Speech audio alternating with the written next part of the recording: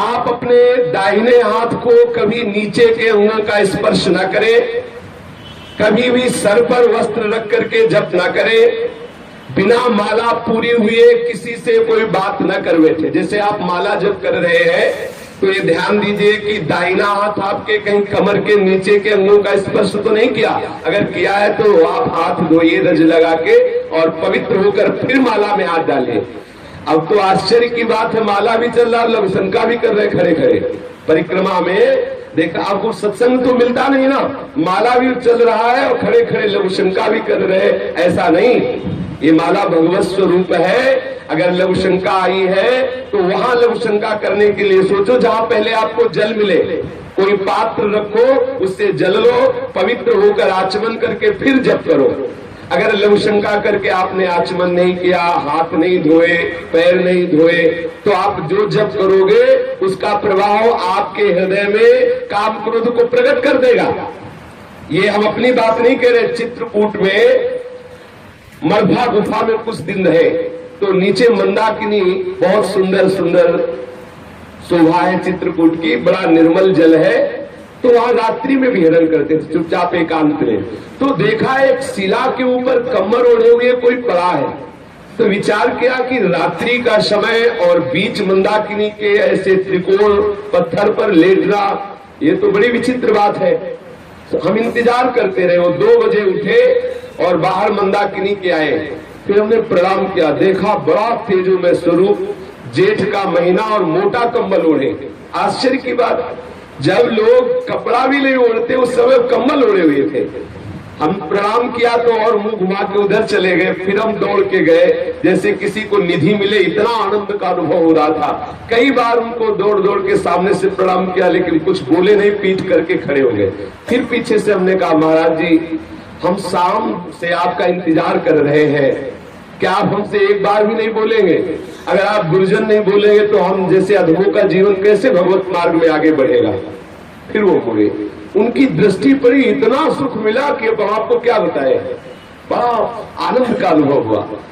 घबराहट सी एक अंदर हो रही थी, ऐसे सुख का अनुभव हो रहा। प्रणाम करके कहा, 1 मिनट महाराज जी बैठ जाइए, हम आपसे बात करना चाहते। वो बैठ गए कृपा करके। गले में तुलसी की कंठी थी, कोई तिलक नहीं था, एक लंगोटी थी और ऊपर से काला कंबल मोटा ओढ़े हुए थे। तेजोमय स्वरूप था, अस्थि मात्र शरीर था। प्रार्थना की कि महाराज जी आप हमारे कल्याण के लिए कृपा करके कुछ बोल दीजिए। बस अपनी तरफ से बोले थे कि जो तुम्हें गुरु मंत्र मिला है पवित्र अवस्था में उसका जप कीजिए। अगर अपवित्र अवस्था में जप करोगे तो काम वेदना प्रकट हो जाएगी और असहनशीलता आ जाएगी आपके हृदय में। हमने कहा मंत्र जपने पर भी? बोले हाँ, यदि अपवित्र अवस्था में मंत्र जपा जाएगा तो काम वेदना प्रकट हो जाएगी और असहनशीलता आ जाएगी, अर्थात क्रोध प्रकट हो जाएगा। यद्यपि हमने ये बात कहीं पढ़ी नहीं है लेकिन उन महापुरुष के मुख से सुना हुआ वेदों से भी ज्यादा प्रमाणित है, क्योंकि उनका जीवन इतना मंगलमय और पवित्र। जो पूज्य श्री राजेंद्र दास जी के यहाँ तबला बजाते हैं ना, वो युगल किशोर, वो भी उनको भी दर्शन कराए थे, वो भी देखा था उन संत को। उनसे पूछ लेना कितने तेजस्वी और तपस्वी महापुरुष थे। उन्होंने कहा कि यदि आप अपवित्र दिशा में गुरुमंत्र का जप करेंगे तो गुरुमंत्र आपके हृदय में काम वेदना प्रकट कर देगा और असहनशीलता आ जाएगी।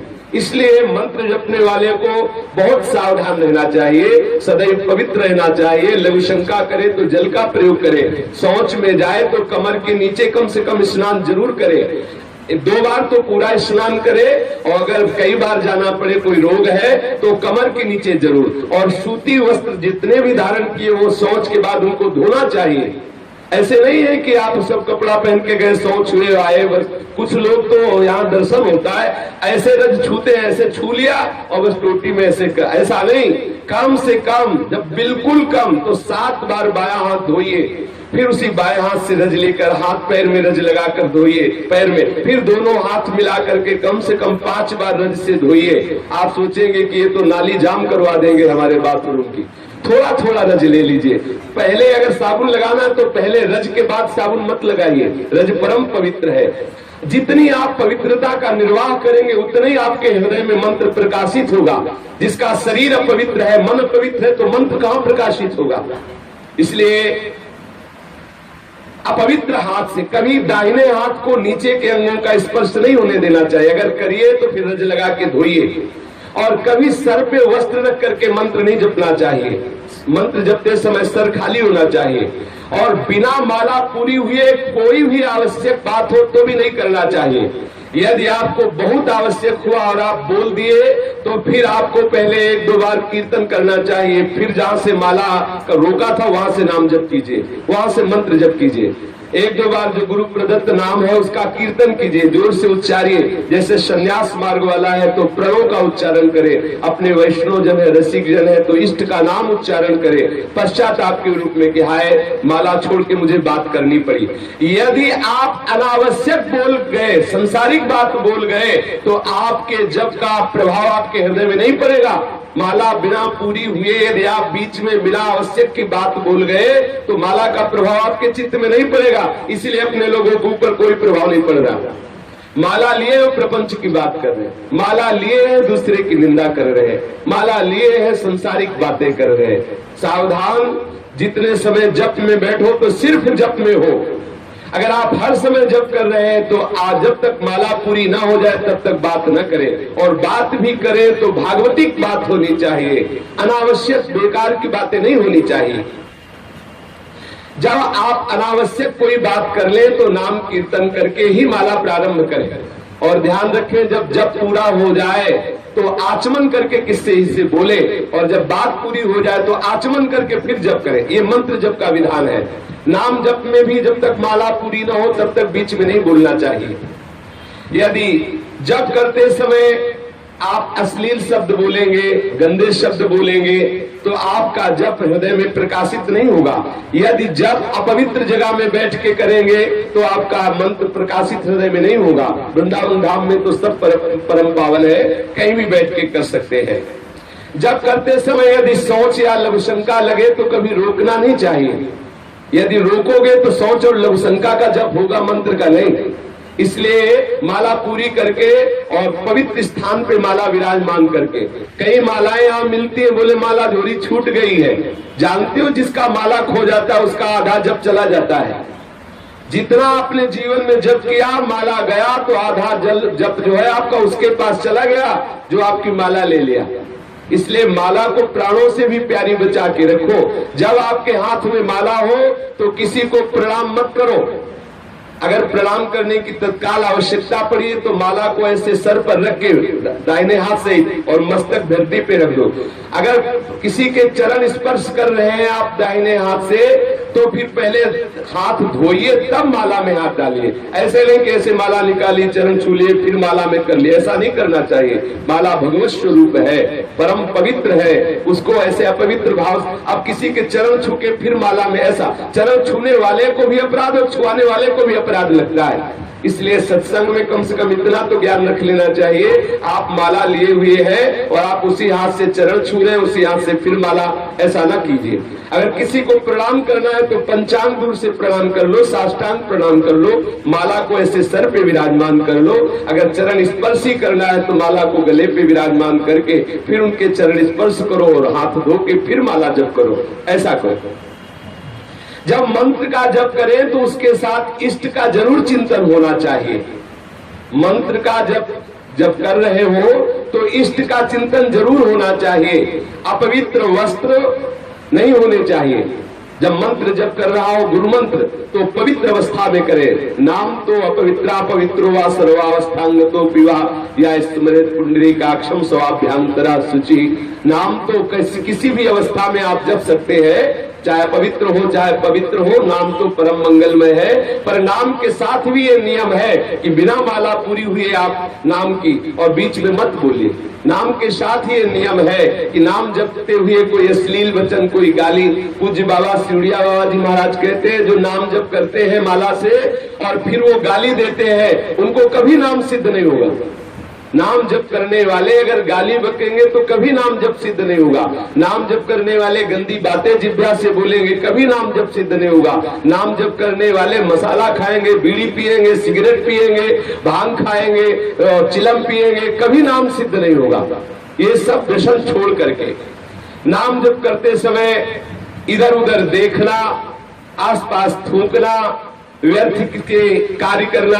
अब जैसे बैठे हैं, पैर हिला रहे हैं, नाम माला चल रहा, पैर हिला रहे हैं।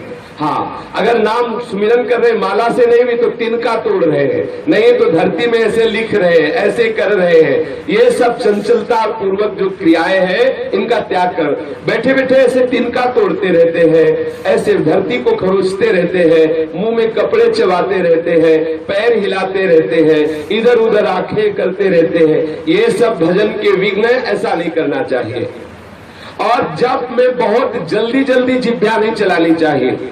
जप करते समय धीरे धीरे जप का जो मंत्र है उसका एक एक अक्षर ध्यान करते हुए, जैसे अपने को राधा बोलना है तो राधा पूरा हमारे मानस पटल पर राधा नाम दिखाई दे रहा है और कान में सुनाई दे रहा है। फिर हम आगे की मन का है, जो तुलसी का आगे का गुरिया, वो तभी हम करेंगे जब एक नाम सुन लेंगे और उसको देख लेंगे। तब भले संख्या में कम हो लेकिन ऐसा आपको लाभ मिलेगा। यदि आप जल्दी करोगे तो देख लो पूरा का पूरा माला निकल जाएगा, आप क्या जप गए आपको खुद पता नहीं चलेगा। ऐसे भी जप होता है, पूरा माला निकल गया और संसार का चिंतन चल रहा है, एक बार भी नाम का ना तो श्रवण हुआ ना दर्शन हुआ। इसलिए जप में जल्दीबाजी न करे, धीरे धीरे जप करे, ऐसे मानो आपके नेत्रों के सामने लिखा हो, भले थोड़ा जप हो, आप इसकी चिंता न करें। इस तरह जप करने से आपके हृदय में बहुत बड़ा प्रभाव पड़ेगा, मन चंचलता शून्य हो जाएगा। कभी मंत्र का उच्चारण नहीं करना चाहिए, मंत्र जितना धीमे होगा उतना ही लाभ होगा। जैसे वाचिक मंत्र जपने का विधान नहीं है, उपांश या मानसिक ही जपने का विधान है। अगर वाचिक मंत्र उच्चारण कर दिया तो धीरे धीरे आपके हृदय में आपराधिक प्रवृत्तियां जागृत हो जाएंगी। और आजकल हमारी बुद्धि इतनी भ्रष्ट हो गई है कि हम द्वादशाक्षर मंत्र, पंचाक्षर मंत्रों का कीर्तन करते हैं। भागवत आज में अपने लोग कीर्तन करते हैं द्वादशाक्षर मंत्र का, पंचाक्षर मंत्र का। और शास्त्रीय विधान है, जब गुरु मंत्र दिया जाता था तो घंटा शंख बजाया जाता था। किस लिए? इसीलिए कि मंत्र उच्चारण में सुनाई दे। और गुरु शिष्य दोनों कपड़े से ढक जाते थे, किस लिए? कि कोई होठ हिलता हुआ अंदाज न लगा पाए कि क्या मंत्र दिया। आज हम उन महागुप्त मंत्रों का कीर्तन करते हैं, गायत्री मंत्र, पंचाक्षर मंत्र, द्वादशाक्षर मंत्र। मंत्र का गान करने से मंत्र जो है अमंगल करता है। मंत्र जितना गुप्त रखा जाता है उतना ही वो प्रभावित होता है, और कीर्तन जितना उच्च स्वर से किया जाता है उतना ही मंगल होता है। वाचिक से 10 गुना उपांश और उपांश से 100 गुना मानसिक। अगर मानसिक मंत्र जप होने लगे तो बहुत शीघ्र भगवत अनुराग प्रकट हो जाए। मंत्र का कभी उच्चारण नहीं करना चाहिए, कीर्तन मंत्र का नहीं करना चाहिए, और नाम को कभी धीरे से नहीं बोलना चाहिए। उच्च सुरस्तम बद सर्वदैव, ऊंचे स्वर से सदैव नाम का कीर्तन करना चाहिए। जब तक जप किया जाए ये बात मन में जरूर रहनी चाहिए कि कोई भी विषय भोग का संकल्प न बनने पावे। बहुत ध्यान देने की बात है, जब आप जप कर रहे हो एकाग्रता पूर्वक तो कोई भी विषय भोग का संकल्प ना बनने पावे। यदि विषय भोग का संकल्प बना तो जप की जो ऊर्जा है वो आपके संकल्प पूर्ति में जाने लगेगी। अगर आप किसी भी विषय भोग का संकल्प करेंगे जप करते हुए तो जप का जो पावर है वो आपको वो विषय भोग प्रदान करेगा। जितनी मात्रा में आप जप कर रहे हैं और उतना आपकी जो सामर्थ्य आई है, वो विषय जिसका संकल्प कर रहे हैं भोगने का, वो विषय आपको प्राप्त हो जाएगा, लेकिन भगवत प्राप्ति में बाधा खड़ी हो जाएगी। कुछ साधक बड़े हर्षित होते हैं जब उनका संकल्प पूरा होता है, बोले हमने जो सोचा वही हो गया। अरे रो, अपराध हो गया। जो तुम सोचते हो वही हो रहा है, बड़ा घाटा हो रहा है, बड़ा खतरा हो रहा है। रो प्रभु से कि बंद करो ये हमारे मन की बात होना, आप अपने मन की बात करो, मेरे मन की नहीं। सारा भजन मिटिया मेट होता जा रहा है और हम लोग सोचते हम सिद्ध हो गए। अपने लोगों को लगता है हम बड़ा लाभ प्राप्त करें, हम जो सोचते वही हो रहा है, घाटा हो रहा है। हम जो सोचे और वही हो जाए तो तुम्हारे भजन की जो ऊर्जा है वो खर्चा हो रही है, आपके पास कुछ नहीं रह रहा है। यदि आपका संकल्प सिद्ध होने लगे तो बहुत बड़ी हानि हो गई, बड़ा अमंगल हो गया। सदैव इस बात से बचना चाहिए कि भजन के समय कोई संकल्प ना बनने पावे। इसके लिए श्रीधाम वास करते हुए अधिकतर भूमि शयन का अभ्यास किया जाए। भूमि शयन का अभ्यास किया जाए, ज्यादा से ज्यादा ब्रह्मचर्य रहा जाए, अधिक समय तक मौन वृत्ति रहे, या संपूर्ण मौन या विचार मौन। विचार मौन में यह है कि जब कोई आवश्यक बात हो तो बहुत कम शब्दों में विचार पूर्वक उत्तर दे दे और गुरु सेवारत रहा जाए। यदि भजन को पूर्ण करना है तो जिनका दिया हुआ मंत्र है उनकी अधीनता स्वीकार करें, उनकी आज्ञा का पालन करें। गुरु सेवा परायण होकर यदि मंत्र जपा जाए तो बहुत शीघ्र सिद्धि प्राप्त हो जाती है। और गुरु सेवा तज करे जयान, यह है अधर्म यह है सभान, कान नरस कन मेरा है।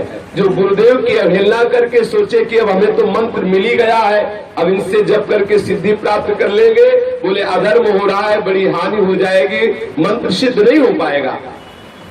तो गुरुदेव की सेवा और 2 काल कम से कम स्नान, 2 बार स्नान, कोई भी पाप कर्म ना बनने पावे सावधानी, नित्य ठाकुर सेवा और नित्य बैठकर परस्पर हरि चर्चा करना और नित्य अपने इष्ट की स्तुति करना और जो नियम निष्ठा दिया गया है जब का उसे पूर्ण रूप से निभाना।